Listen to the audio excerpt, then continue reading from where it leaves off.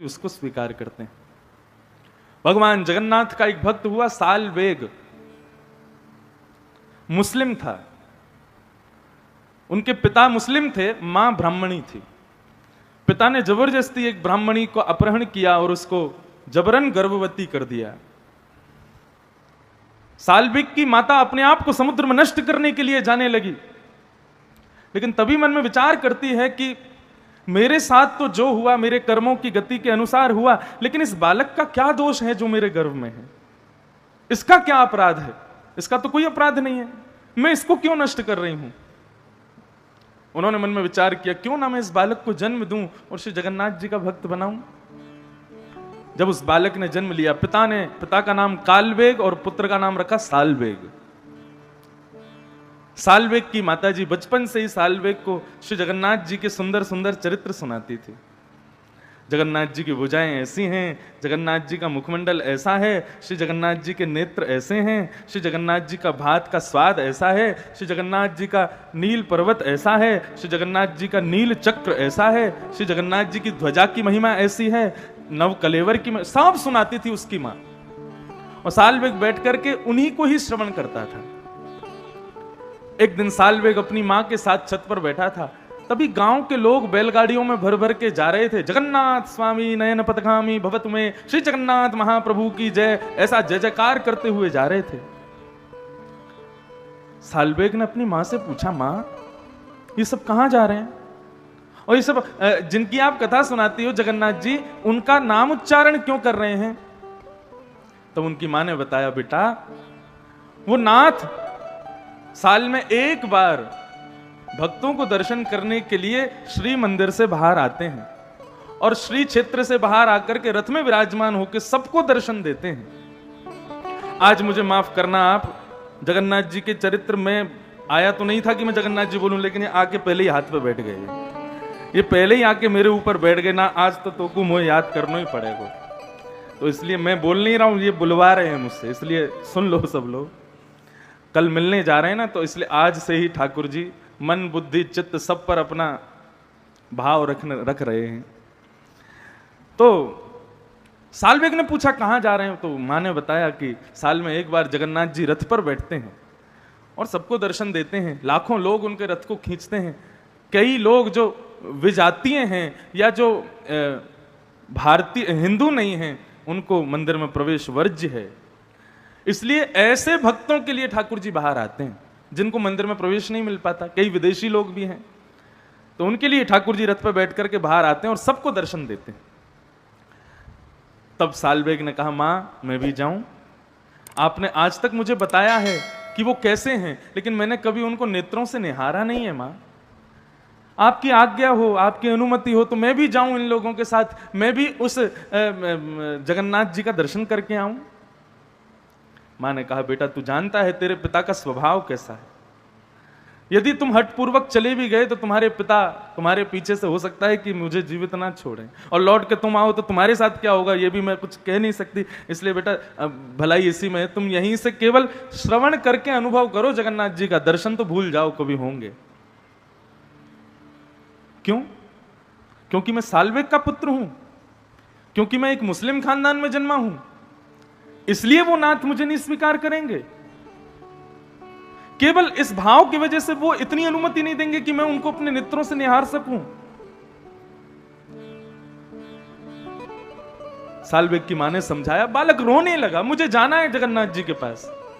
मां ने समझाया, बेटा यदि तेरी भक्ति में, तेरी तत्परता में, तेरे दर्शन में यदि अभिलाषा यदि पक्की है ना, वो बिल्कुल स्वच्छ है ना, तो श्री जगन्नाथ जी तुझे बुलाएंगे।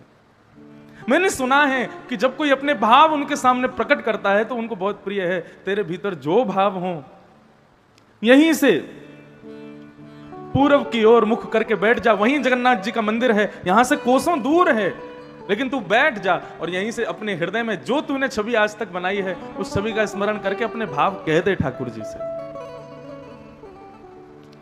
तब सालवेग अपने घर की छत पर जाकर के खड़ा हो गया और जहां की तरफ जगन्नाथपुरी है वहीं की तरफ मुख करके खड़ा हो गया, और वहां खड़े होकर के सालवेग श्री जगन्नाथ जी से प्रार्थना कर रहा है,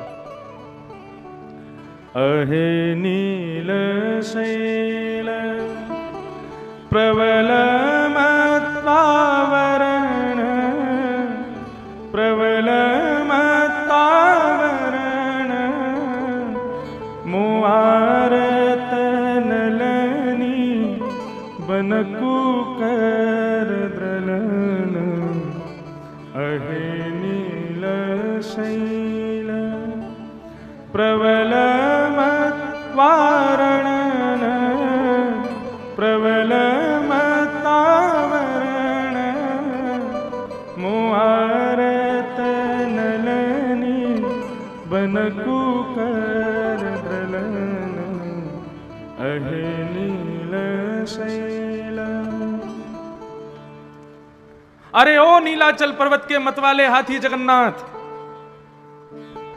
जब श्री जगन्नाथ जी अपने मंदिर से निकलते हैं रथ के लिए, तब उनका स्वरूप देखो, मानो जैसे एक सखा अपने दो सखाओं के कंधे पर हाथ रख लेता है और फिर उसके बाद खुद श्रम नहीं करता, दोनों सखा उसको उठा के लेके चलते हैं। ऐसे कूदते हुए एक मतवाले हाथी की तरह श्री जगन्नाथ जी मंदिर से उतर के नीचे आते हैं।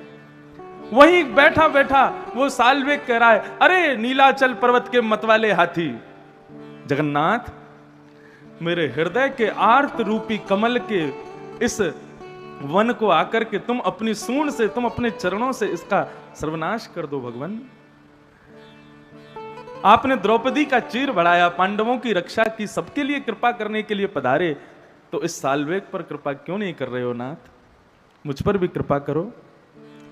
कहे साल्वेग हीन जाति रेणु यवन, कहे साल्वेग हीन जाति रेणु यवन, श्रीरंगा चरण तल करुवधि जनन अहे नील शैल। मैं जाति का यवन हूं नाथ, आपसे प्रार्थना कर रहा हूं आपके श्री चरणों की कृपा मुझे प्राप्त हो जाए, भगवान कृपा करो। यहां जगन्नाथ जी उसी समय, जिस समय साल्वेग स्तुति गा रहा है, जगन्नाथ जी मंदिर से उतर करके नीचे आ रहे हैं। वही हाथी की तरह गजगामनी चाल, उछलते हुए सिड्डियों पर, उनको क्या बोलते हैं, कौन, ब्रह्मवेदी, हाँ वो 22 सिड्डियां, उस पर ऐसे उछल उछल के आते हैं ठाकुर जी। आए आकर के जैसे ही रथ पर विराजमान हुए, लाखों करोड़ों लोग सामने खड़े हैं ठाकुर जी का रथ खींचने के लिए। जैसे ही सबने रथ खींचना प्रारंभ किया और यहां साल्वेग स्तुति गा रहा है कि प्रभु मुझ पर कृपा करो। लाखों करोड़ों लोग रथ के पीछे लगे हैं, कोई पीछे से धक्का दे रहा है। श्री सुभद्रा जी का रथ चल पड़ा, बलभद्र जी का रथ चल पड़ा। जैसे ही जगन्नाथ जी का रथ खींचने लगे लोग, लाखों की तादाद भी ढीली पड़ गई, लेकिन जगन्नाथ जी का रथ 1 इंच भी आगे नहीं बढ़ा। बलभद्र जी दूर पहुंच गए, सुभद्रा जी दूर पहुंच गए, जगन्नाथ जी भी वहीं खड़े हैं। बड़े बड़े रथ के कारीगर सब आकर के देखने लगे, क्या हो गया, रथ आगे चल क्यों नहीं रहा है। सब ने राजा जी से जाके प्रार्थना की, बोले जगन्नाथ जी से पूछो ना क्या अपराध हो गया, क्यों नहीं चल रहे हैं। राजा ने जाकर के प्रणाम किया, बोले नाथ कोई अपराध हो गया है, आपका रथ आगे क्यों नहीं बढ़ रहा है। तब राजा के हस्त कमल पर श्री जगन्नाथ जी ने एक दृश्य जैसा दिखाते हुए संकेत किया, बोले राजन इस बार मेरी यथ यात्रा में भक्त क्यों नहीं आए। राजा बोला आप कह रहे हो भक्त नहीं आए, अरे अपने विशाल नेत्रों को खोल करके देखो, जहां तक दृष्टि जा रही है भक्ति भक्त खड़े हैं और आप कह रहे हो कि भक्त नहीं आए। जगन्नाथ जी बोले आए होंगे लेकिन मुझे दिख नहीं रहे हैं। क्यों नहीं दिख रहे हैं, बोले क्योंकि इन भक्तों का अग्रगण्य साल्वेग नहीं आया है। यदि मेरे रथ को आगे बढ़ाना है राजन, अभी इसी वक्त मेरे भक्त साल्वेग को लेकर के यहां आओ, जब तक वो मुझे नहीं दिखेगा मेरा रथ आगे नहीं चलेगा। आज राजा ने तुरंत अपनी सेना को बुलाया, बोले कि सरकार की आज्ञा हुई है, साल्वेग को लेकर के आओ। साल्वेग छत पर खड़ा खड़ा ठाकुर जी की स्तुति कर रहा था। कोसों दूर साल्वेग का घर, रात्रि में ही दौड़ करके गए। पहली बार ऐसा हुआ कि जगन्नाथ जी का रथ अभी बढ़ा ही नहीं आगे और दोनों के रथ आधे रास्ते पहुंच गए। सेना पूरी गई, जाकर के साल्वेग के पिता से युद्ध करके साल्वेग को लेकर के पालकी में लौटा करके जब जगन्नाथपुरी आई, लाखों करोड़ों लोगों की संख्या खड़ी है, सब हताश निराश बैठे हैं, जगन्नाथ जी से प्रार्थना कर रहे हैं प्रभु आगे बढ़ो, लेकिन ठाकुर जी आगे नहीं आ रहे हैं। इतने में ही उन करोड़ों भक्तों के मध्य में साल्वेग का जैसे ही आगमन हुआ, साल्वेग को दूर से देखते ही बिना लोगों के खींचे अपने आप ही जगन्नाथ जी का रथ आगे बढ़ने लग गया और रथ के ऊपर बैठे हुए वो मतवाले जगन्नाथ मचलने लगे अपने आप ही। अपने सब पुजारियों को आदेश कर दिया, बोले इसको लेके आओ, ला करके मेरे हृदय से लगाओ। जब साल्वेग को लेकर के गए, ठाकुर जी ने अपने हृदय से लगाया, श्री जगन्नाथ जी के नेत्र सजल हो गए। ऐसे कृपालु नाथ, ऐसे दयालु नाथ हैं श्री जगन्नाथ, सब पर कृपा करते हैं। बस अपने भाव कोई कहे तो सही उनको। हम सब देते हैं ठाकुर जी को, लेकिन अपना भाव नहीं देते, इसीलिए कभी ठाकुर जी का अनुभव नहीं होता। आज मुझसे एक बहन पूछ रही थी, आपको कभी ठाकुर जी दिखे, आपको कभी लाला का दर्शन हुआ? नित्य होता है। जब जब लाल जी मेरी गोद में बैठ के अपना श्रृंगार कराते हैं, कई बार अपने आप नेत्र सजल होते हैं। कई बार अनुभव होता है लाला का थोड़ा पेट बाहर निकल आया है, लाला की थोड़ी भुजाएं मोटी हो गई हैं, लाला जो है थोड़ा सा एक पांव आगे करके खड़े हैं, लाला ने आज अपनी पलक झपकाई है, लाला आज कुछ बोल रहे हैं, लाला आज कुछ कह रहे हैं। कितनी बार रात्रि में कैसे कैसी ध्वनियों का अनुभव होता है, कैसे कैसे स्वरों का अनुभव होता है, कहां तक कहूं मैं। और मैं चाहता हूं यह अनुभव सबको हो, क्योंकि वो अनुभव ब्रह्म सुख से भी ज्यादा है। उसके आगे ब्रह्म सुख भी फीका लगता है। और मैंने कल के या परसों के कथा प्रसंग में कहा भी था, ठाकुर जी प्रत्यक्ष दर्शन दें, और तुम्हारी अभिलाषा भी नहीं होनी चाहिए कि प्रत्यक्ष तुम मिलो, क्योंकि उसके बाद और क्या बचेगा? कुछ भी नहीं। प्रत्यक्ष दर्शन के बाद फिर क्या लोगे ठाकुर जी से? कुछ भी नहीं। अब दर्शन हो गया, अब उसके बाद मांगोगे क्या? कुछ बचेगा ही नहीं, बस हो गया, सब काम खत्म। प्रत्यक्ष दर्शन की तो अभिलाषा करो ही मत। ठाकुर जी से अभिलाषा तो यही करो, बीच बीच में थोड़े थोड़े डोज देते रहा करो। कभी कहीं अनुभव हो गया, कभी कोई आभास हो गया, कभी किसी रूप में आपका अनुभव हो जाए। बस ये छोटे छोटे अनुभव ही पूरा जीवन पार हो जाए हमारा इन अनुभवों में ही। हमें आप दिखना मत, हमें आप दर्शन देना मत, ये अनुभव कराना बस। एक बार अपने लाल जी की नथ बेसर मैंने नहीं धराई ठाकुर जी को श्रृंगार में। हमारे लाल जी के एक तो श्रृंगार इतने छोटे ऐसे खो जाते हैं। अभी जिनके घर पे हम रुके हैं, कल हमारे जाने के बाद जब ऊपर वाला कमरा आप लोग साफ करोगे, निश्चित ही 2-3 श्रृंगार तो मिल जाएंगे ठाकुर जी के। कल ही रात्रि कथा करके गया तो मुकुट में एक लटकन लटकाई थी मैंने सफेद, और वो लटकन कहाँ मिलती है मुझे? जहां सोफा लगा है बैठता हूं मैं, वहां पर। मैंने कहा यहां कहां से आई? तो जब जब लाल जी को श्रृंगार में कोई भारीपन या कोई व्यवधान लगता है, निकाल फेंक देते हैं दूर। तो एक बार मैंने नथबेसर नहीं धराई ठाकुर जी को, खो गई थी, छोटे छोटे होते हैं, मिल नहीं रही थी। मैंने कहा आज ऐसे ही खड़े रहो तुम, मैं नहीं पहना रहा। रात्रि में कई बार मैं शयन नहीं कराता ठाकुर जी को, व्यस्त हो जाता हूं, तो एक बालक हैं वो शयन कराते हैं। तो शयन में जो जो श्रृंगार उतारा जाता है उसको ठाकुर जी के पास ही रखा जाता है, और फिर सुबह मंगला करते समय वो श्रृंगार देख लेते हैं क्या क्या श्रृंगार रात्रि में उतरा। तो जब मैं मंगला करने गया तो मैंने देखा रात्रि का श्रृंगार उतरा हुआ, उसमें नथबेसर रखी है। मैंने उसको बुलाया, मैंने कहा सुन, रात्रि में तुमने श्रृंगार उतारा था, नथ बेसर कहां से आई? बोले लाल जी की यही नथ लगी थी। मैंने कहा नथ कहां से आई? मैंने तो धरा ही नहीं ठाकुर जी को। बोले नहीं नहीं, मैंने रात्रि में फोटो लिया श्रृंगार उतारने से पहले, उसने मुझे दिखाया तो नथ पहनी थी ठाकुर जी, जबकि मेरे अलावा कोई ठाकुर जी का स्पर्श नहीं करता, नथ कहां से पहनते हैं? तो ये ऐसे छोटे छोटे अनुभव ठाकुर जी को होते रहते हैं, और कुछ ना कुछ लीला, कुछ ना कुछ ऊधम मचाते रहते हैं। खूब आनंद करते हैं हमारे लाल जी। ऐसा ही अनुभव सबको हो, ये अनुभूति का विषय है कृष्ण, बस ये बात याद रखो।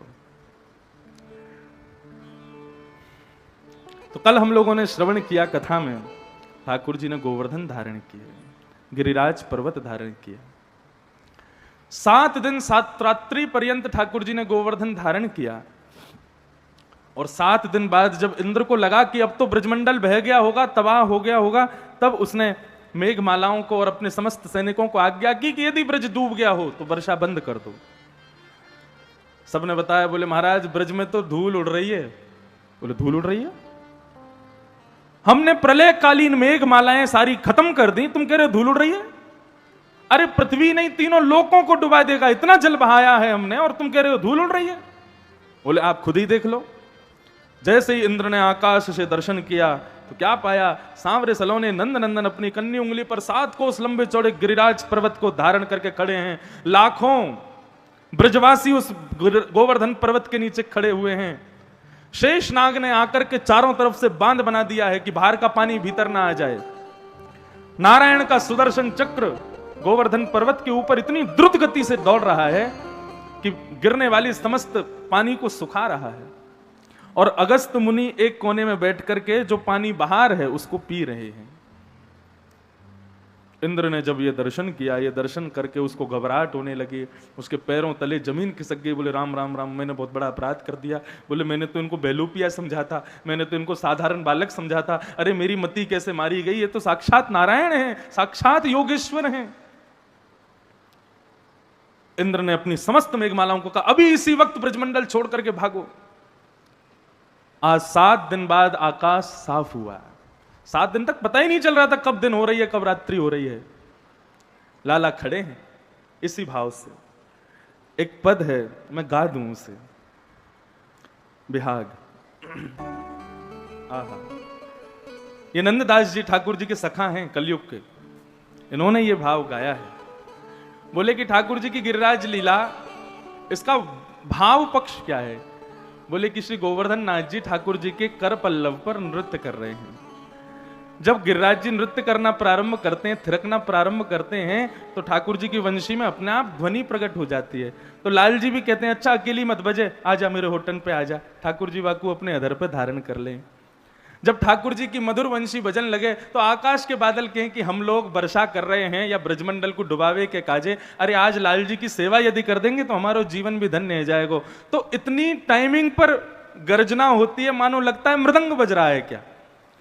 और जब मृदंग के इस मुरली की ध्वनि को, जब दोनों के संगम को सुनते हैं, तो ग्वाल बाल भी उसकी टाइमिंग बैठा करके कान पे हाथ धर के ताल दे दे करके गाना शुरू करते हैं। ग्वाल बालों के उस गायन को सुनकर के उनकी छोटी छोटी बछिया, बछड़ा और गैया भी अपना मुख खोल करके अम्मा कह करके वो भी स्वर लगा रही हैं। ये सब दृश्य देख करके सकल गोपी जन उनको आशीष दे रही हैं। लाला को कह रही हैं लाला तू चिरजियो, तू सदा मंगल करियो। ऐसे भाव। श्री गोवर्धन लीला 7 दिन 7 रात्रि पर्यंत ठाकुर जी ने अपने इकन्नी उंगली पर धारण किया। 7 दिन बाद जब बारिश बंद हो गई, मौसम खुल गया, ठाकुर जी ने सब ब्रजवासियों को कहा अब सब चलो बाहर। सब बाहर आए। ठाकुर जी ने धीरे से श्री गिरिराज जी को उनके यथावत स्थान पर विराजमान कर दिया।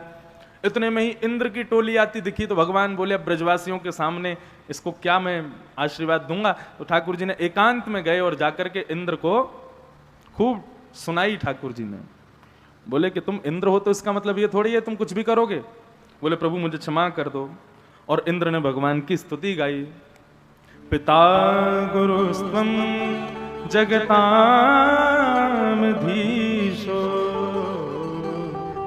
यदिच्छया गामटमानो नपेक्ष।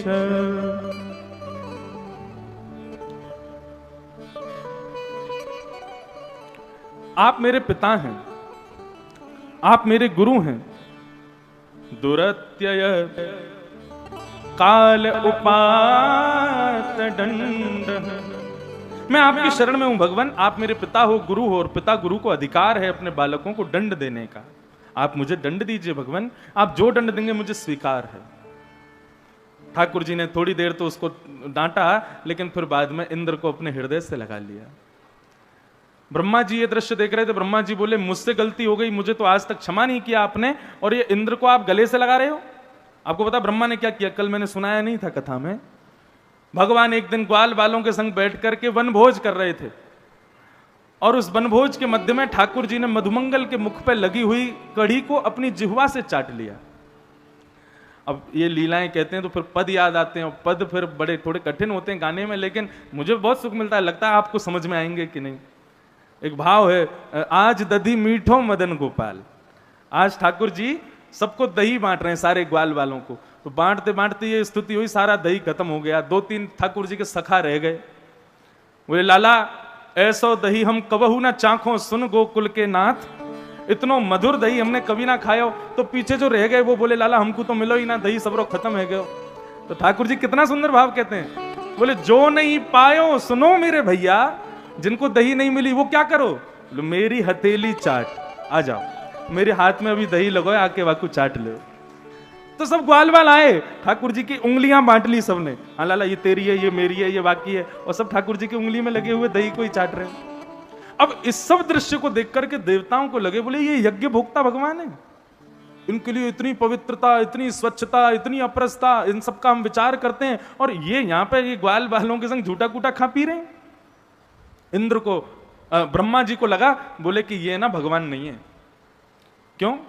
बोले शुद्धम विष्णु, विष्णु कौन? जो परम पवित्र रहे, परम शुद्ध रहे, ये विष्णु नहीं है, ये तो कोई बहलू पिया है, हम सबको पागल बना रहा है, अभी मजा चकाता हूं। और ब्रह्मा जी गए और ठाकुर जी के सारे ग्वाल वालों का हरण कर लिया। ठाकुर जी कहीं गैया बछड़िया बच्चा कहीं चली गई तो उसको लेने गए, लौट के आए तो देखा सारे ग्वाल वाल है ही नहीं। ढूंढते रहे ठाकुर जी, ढूंढते ढूंढते ऐसा वर्णन करते हैं लाल जी के नेत्र सजल हो गए कि मेरो मधुमंगल कहाँ गयो, मेरो श्रीदामा कहाँ गयो, मेरो तोष कहाँ गयो। जब कोई नहीं मिले तब ठाकुर जी ने, अच्छा ये भाव, ठाकुर जी ब्रजमंडल में अपना ब्रह्मत्व भूल जाते हैं, अपनी प्रभुता कभी कभी भूल जाते हैं ठाकुर जी कि मैं ईश्वर हूं। प्रेम वही है बंधुओं, जहां आप अपने आप को भूल जाओ या अपनी श्रेष्ठताओं को भूल जाओ। वो प्रेम नहीं है जहां पर आप अपने गुमान में रहो कि नहीं मैं तो ये हूं, मैं ये थोड़ी कर सकता हूं या ये मुझसे थोड़ी होगा।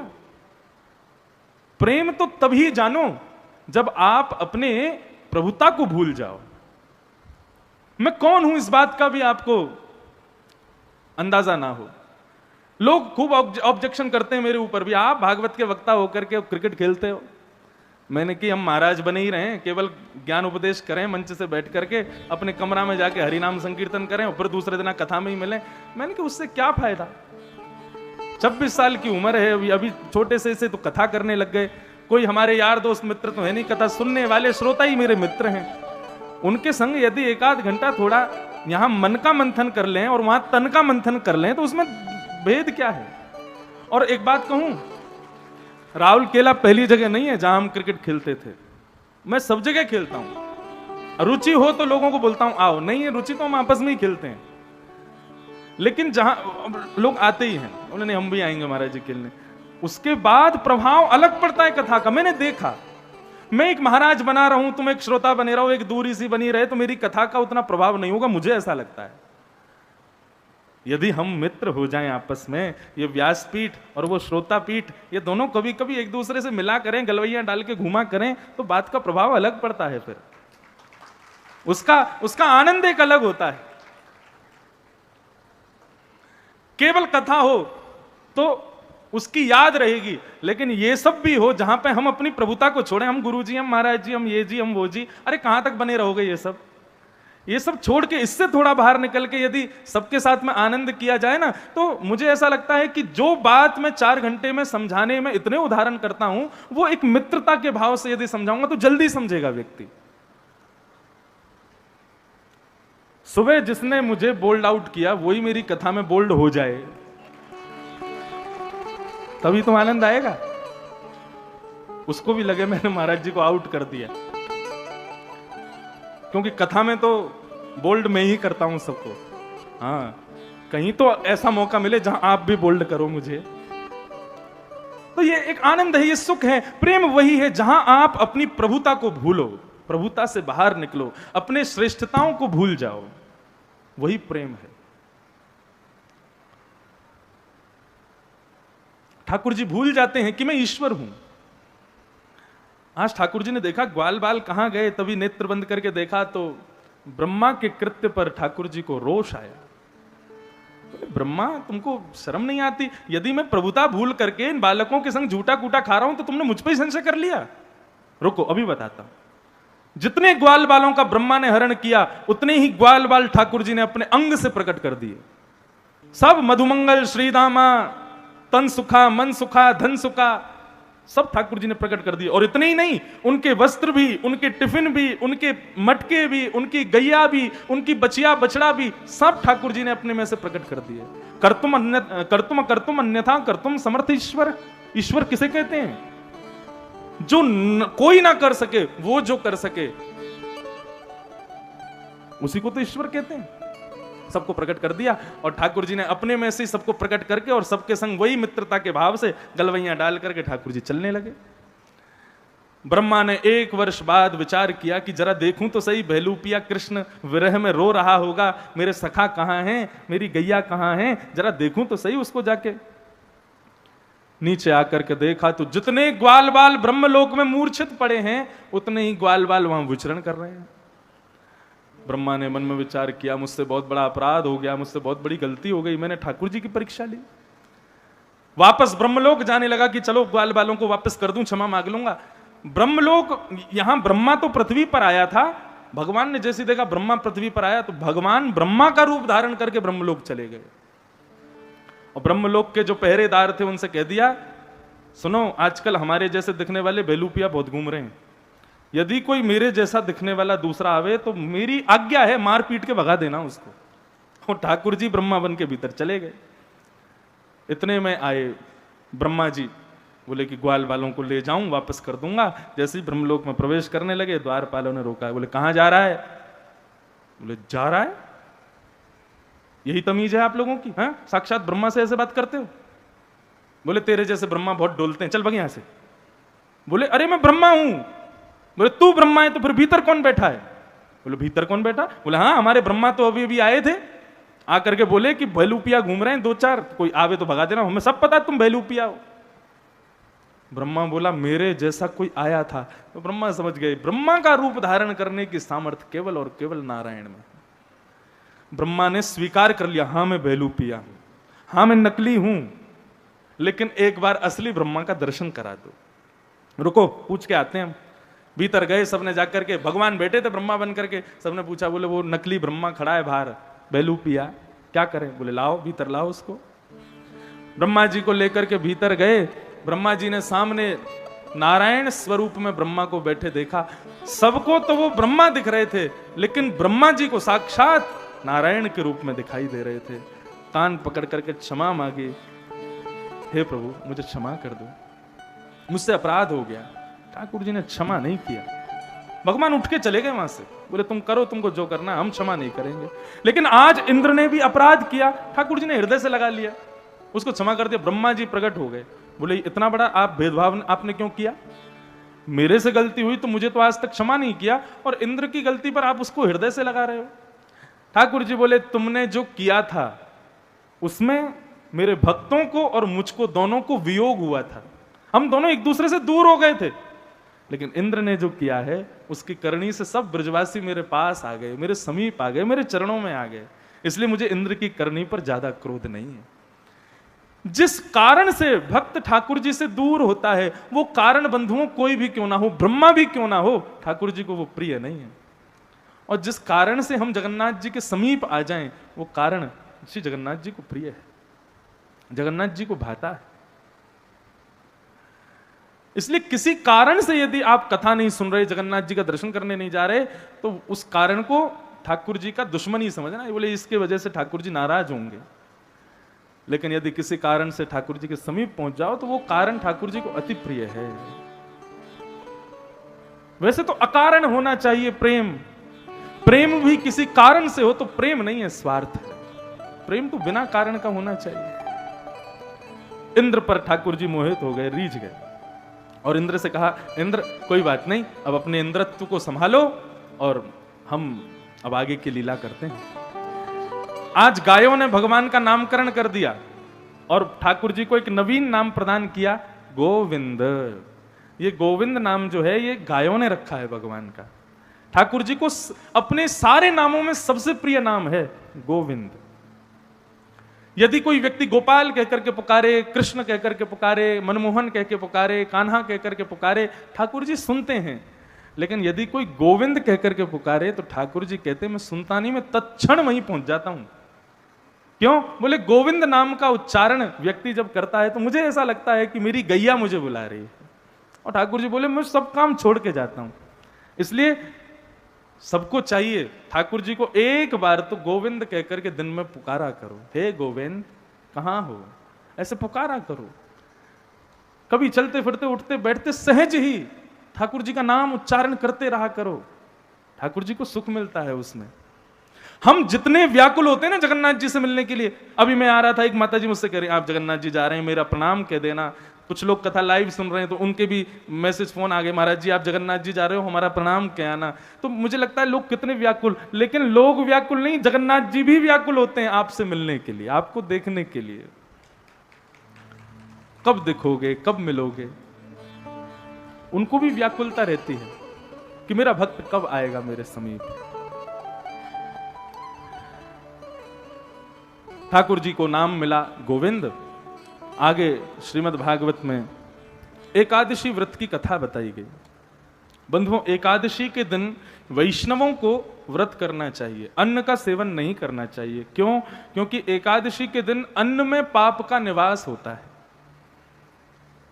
भगवान ने सबको निवास दिया पृथ्वी पर, पाप रोता रोता पहुंच गया, बोले कि मुझे कोई स्थान नहीं है पृथ्वी पर। अरे नरक के द्वार बंद हो जाएंगे, कभी तो ऐसा कुछ करो कि मुझे भी लोग स्वीकार कर लिया करें। तब ठाकुर जी ने एकादशी के दिन पाप का निवास बताया अन्न में। बोले मानव अन्न को छोड़ने में बहुत मुश्किल करता है, तो एकादशी के दिन जो अन्न खाएगा वो एक प्रकार से अपना पाप खा रहा है। अच्छा, पाप खा रहा है का मतलब अन्न खाने से पाप लग जाता है? नहीं, आपने जो पूर्व में पाप किए हैं और वो आपके किसी तीर्थ यात्रा आदि करने से वो पाप नष्ट हो गया, और यदि आपने एकादशी के दिन अन्न पाया तो वो नष्ट हुआ पाप पुनः जीवित हो जाता है। ये है एकादशी का महत्व। लेकिन आप सब उड़िया निवासी हो, श्री जगन्नाथ जी में तो एकादशी उल्टी पड़ी भई है। यहां तो एकादशी के दिन जबरदस्ती भात और खवाया जाता है, खाओ। यहां पर एकादशी नहीं है। लेकिन बंधुओं, आपको एक बात पता है, ठाकुर जी जिस नियम को जहां तोड़ते हैं ना, किसी ना किसी रूप में उसको पूर्ण जरूर करते हैं। साल भर में जितनी एकादशी आती हैं हमारे जगन्नाथ जी एक बार में ही कर लेते हैं। कब?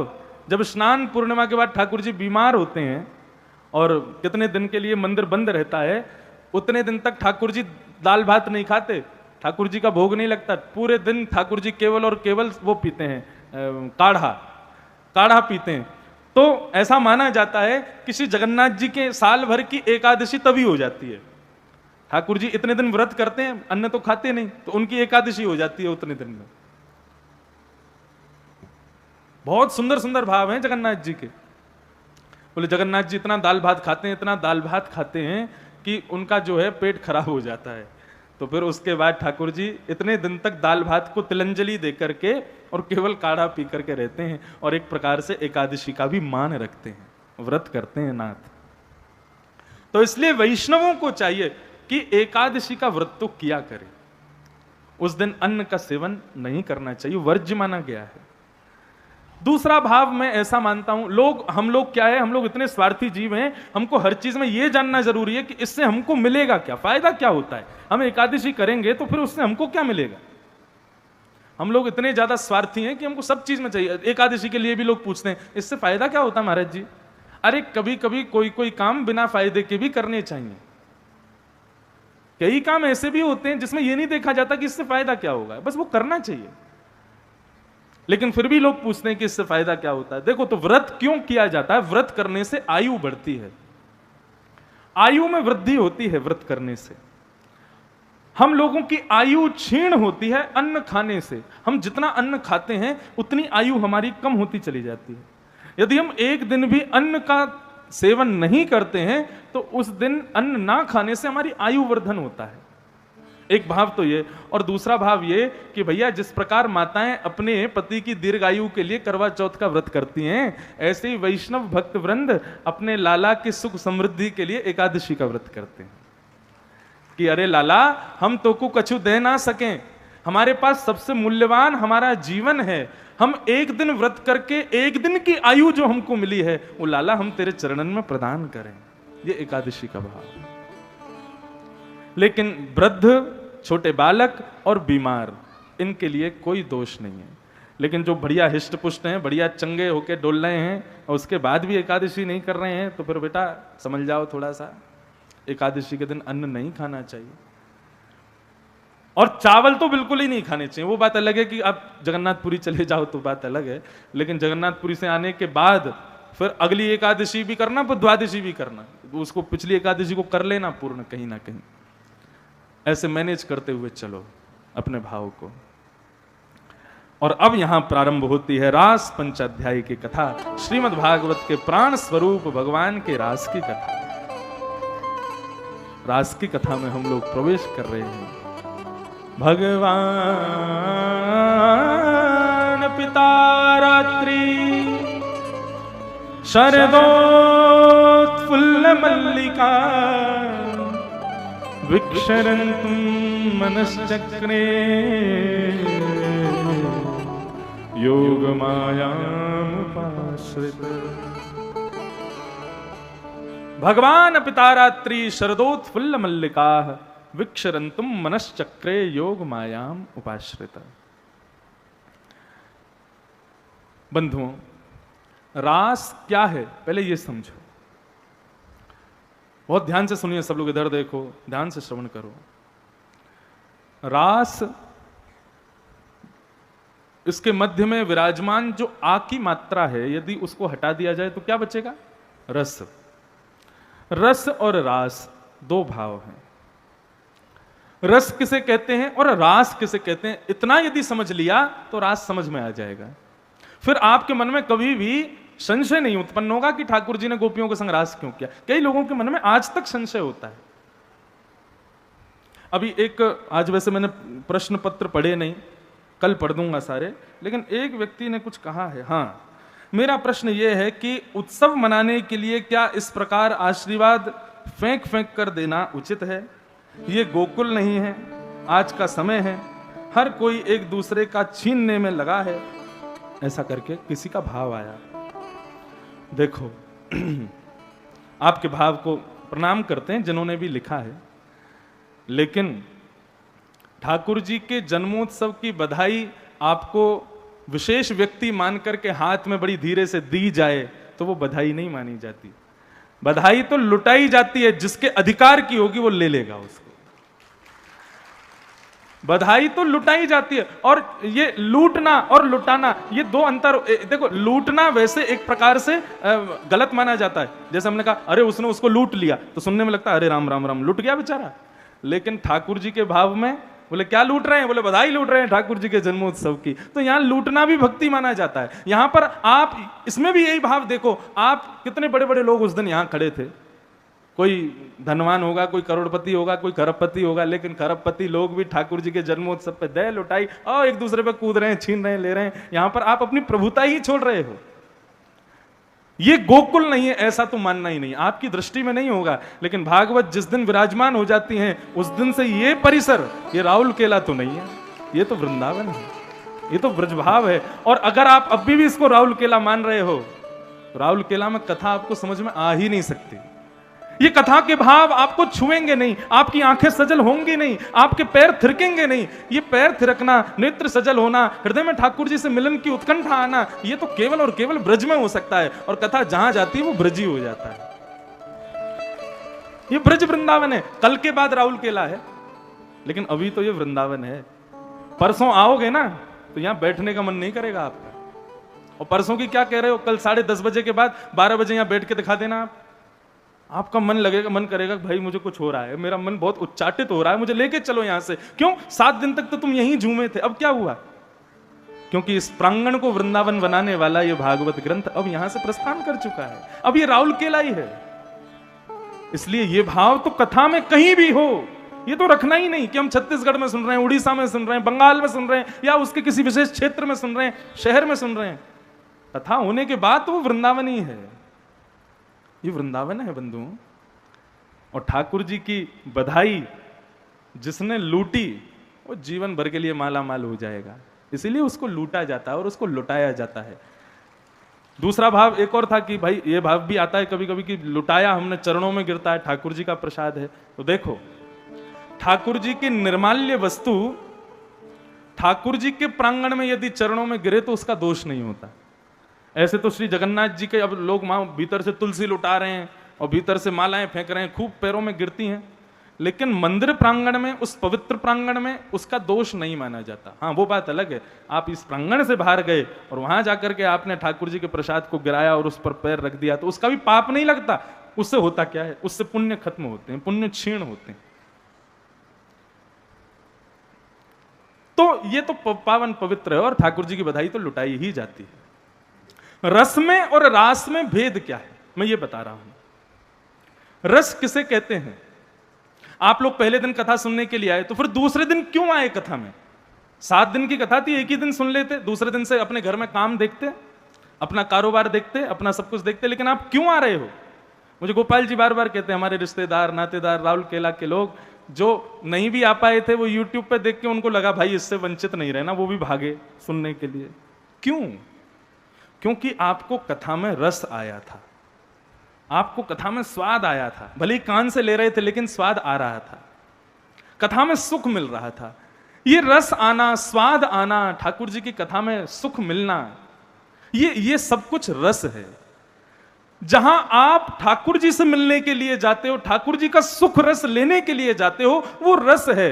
लेकिन इस रस को लेते लेते लेते तुम्हारे भीतर का गुल्ला जब रसयुक्त हो जाएगा, तब उस रसगुल्ला को खाने ठाकुर जी तुम्हारे पास आ जाएं, तो वही रास है। नहीं समझे अभी बात? हम ठाकुर जी से मिलने जाएं वो रस है, और ठाकुर जी हमसे मिलने आए वो रास है। बस यही अंतर है।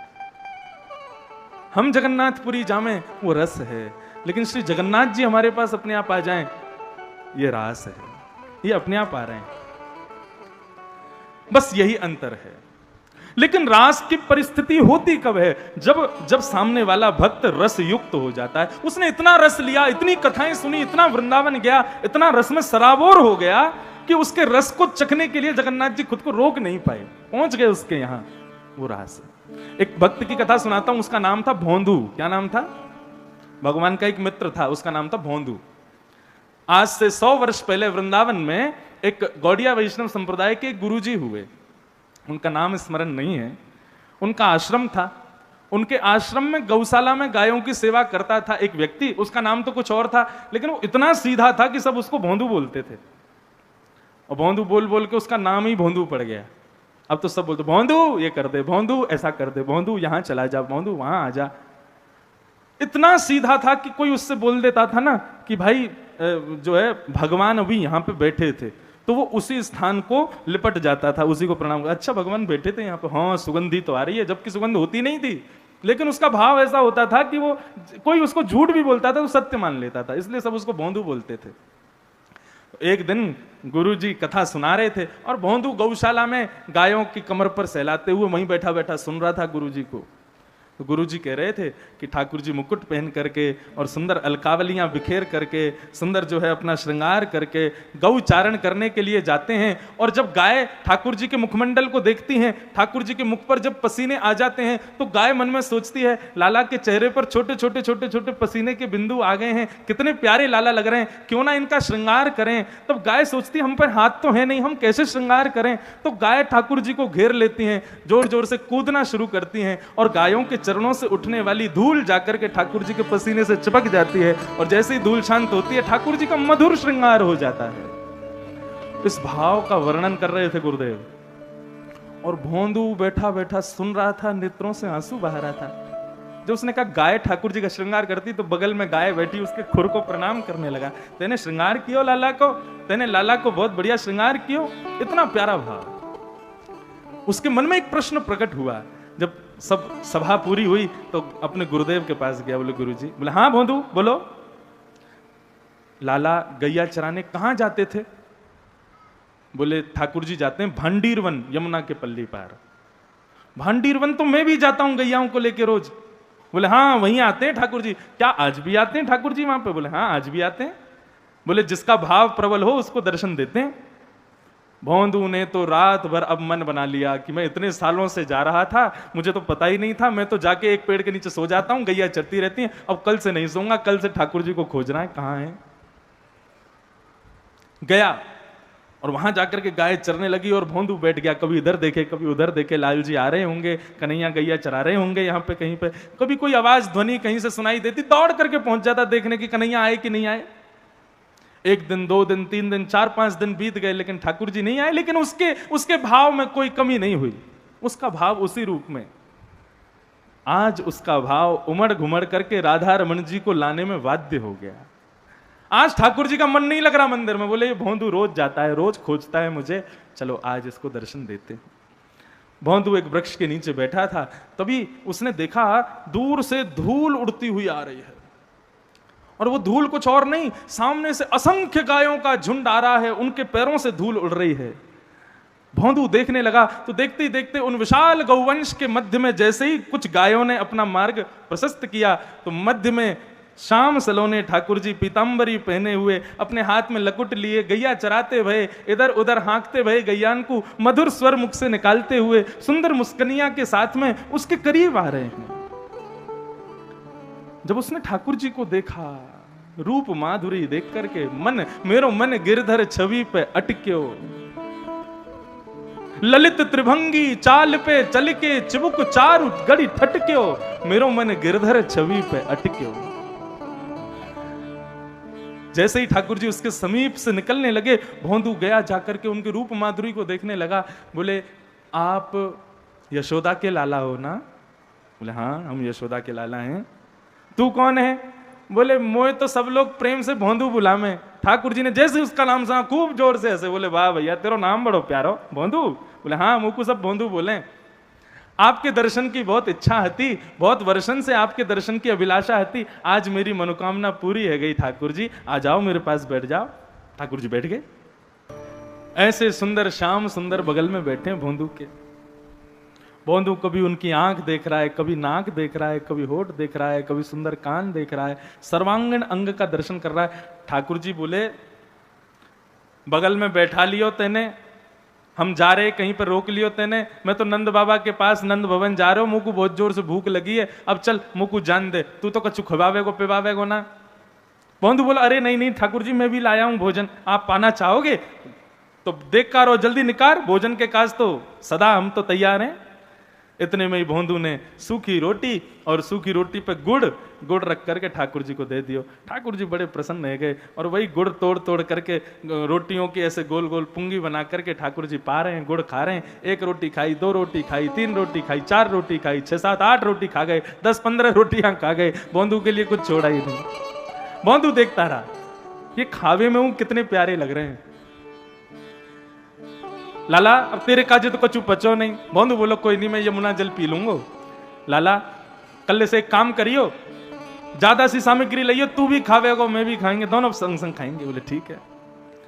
अब तो भोंदू गया महाराज रात्रि में, उसने अपने गुरुजी को कुछ नहीं बताया। उसको लगा सबको भगवान मिलते होंगे, मैं ही भगा हूं जो मुझे इतने दिन बाद मिले। उसको लगा ये विद्यालय में जितने लोग हैं गुरुजी सबको ठाकुर जी के दर्शन हुए, मुझे ही सबसे लेट हुए होंगे, उसको ऐसा लगा। उसने किसी से कुछ नहीं कहा। दूसरे दिन रसोई घर में बोला आज कम से कम 25-30 रोटी दो।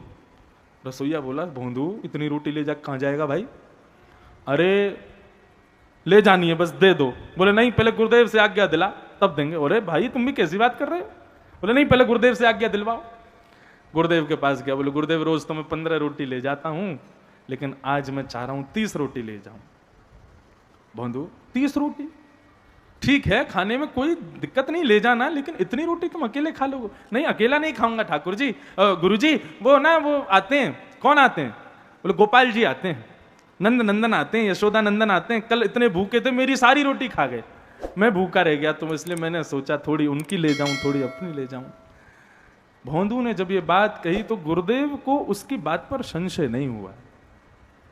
कोई और बोलता तो मुझे विश्वास नहीं होता, लेकिन भोंदू बोल रहा है। भोंदू झूठ नहीं बोलता। भोंदू कौन आते हैं? यशोदानंदन आते हैं। अरे गुरुजी उनमें से ऐसी महक आती है, ऐसा लगता है जैसे चंदन बैठा हो बगल में। उनका अंग ऐसा मैं तो छू भी नहीं पा रहा था, इतना कोमल अंग, उनके दांत ऐसे, उनकी मुस्कान ऐसी, और आंखों की तो पूछो ही मत। मैं 2 बार तो मूर्छित हो गया था देखते देखते उनको। ऐसी काली काली सुंदर जुल्फे हैं उनकी, ऐसा मुकुट पहनते हैं, ऐसे कटाक्ष भरे नेत्रों से देखते हैं। ठाकुर जी कभी किसी को सीधे नहीं देखते। इतनी बार भागवत में आदि जगह पढ़ा है, हर जगह ठाकुर जी का यही भाव लिखा है, ठाकुर जी ऐसे टेढ़ी नजर करके तिरछे नेत्रों से देखते हैं। क्यों? बोले सीधे आंखन को तू झेल ही नहीं पावेगो, तू तिरछी आंखन नहीं झेल ले मेरी ने। समझ में आई बात? बोले तू तिरछी आंखों को ही झेल ले, बहुत बड़ी बात है, सीधी आंख तू झेल ही नहीं पाएगा।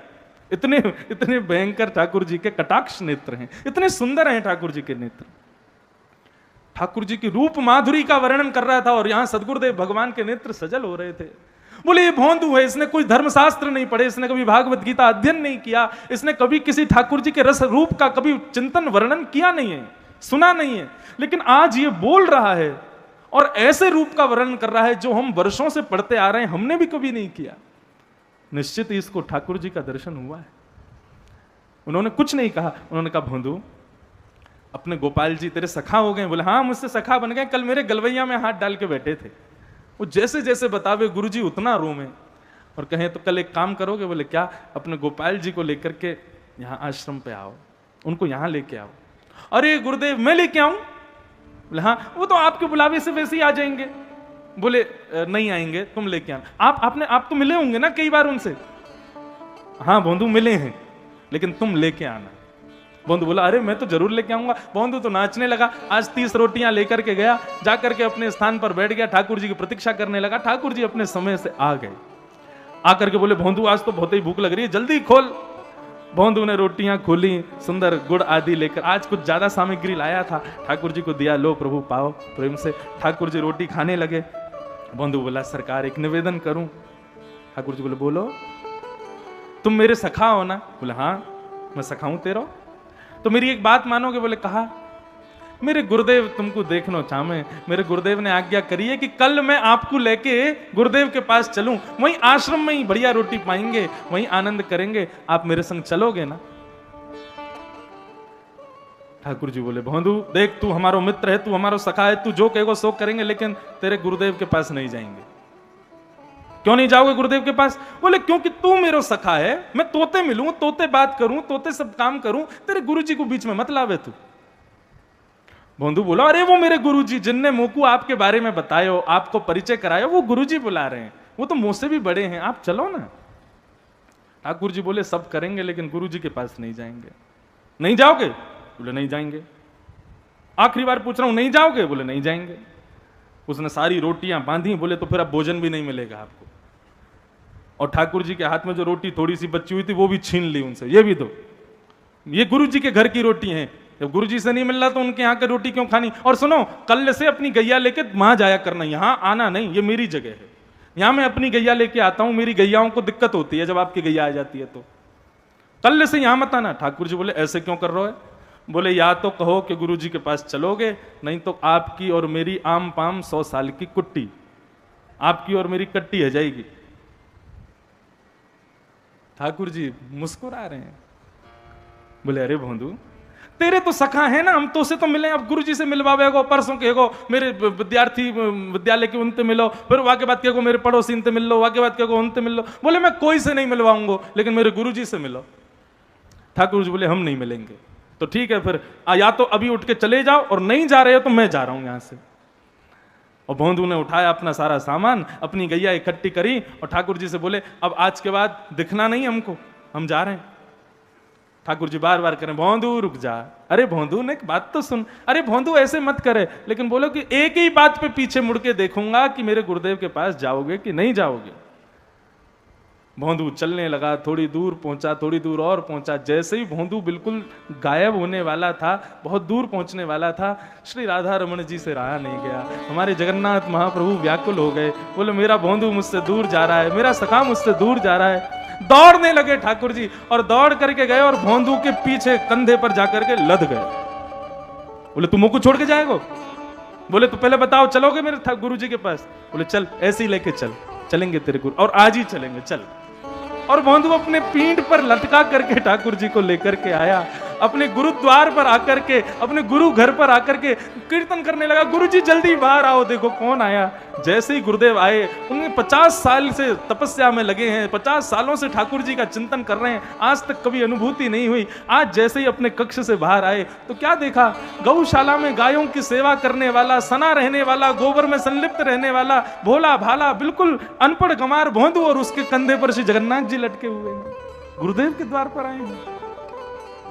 गुरुजी ने बाहर आकर के ठाकुर जी को देखा, देख करके एक बार तो मूर्छित हो गए, इतने सुंदर, जब होश में आए तो होश में आकर के देखा एक तरफ भोंदू, दूसरी तरफ ठाकुर जी खड़े हैं। ठाकुर जी मंद मंद मुस्कुरा रहे हैं, नेत्रों से आंसू बहाने लगे। गुरुदेव ने हाथ जोड़ के प्रणाम किया और प्रणाम करके दंडवत करना था ठाकुर जी को, लेकिन दंडवत किया भोंदू को। बोले तुझे प्रणाम करता हूं, तेरी सरलता को, सहजता को, तेरे इस सीधेपन पर ठाकुर जी रीझ गए।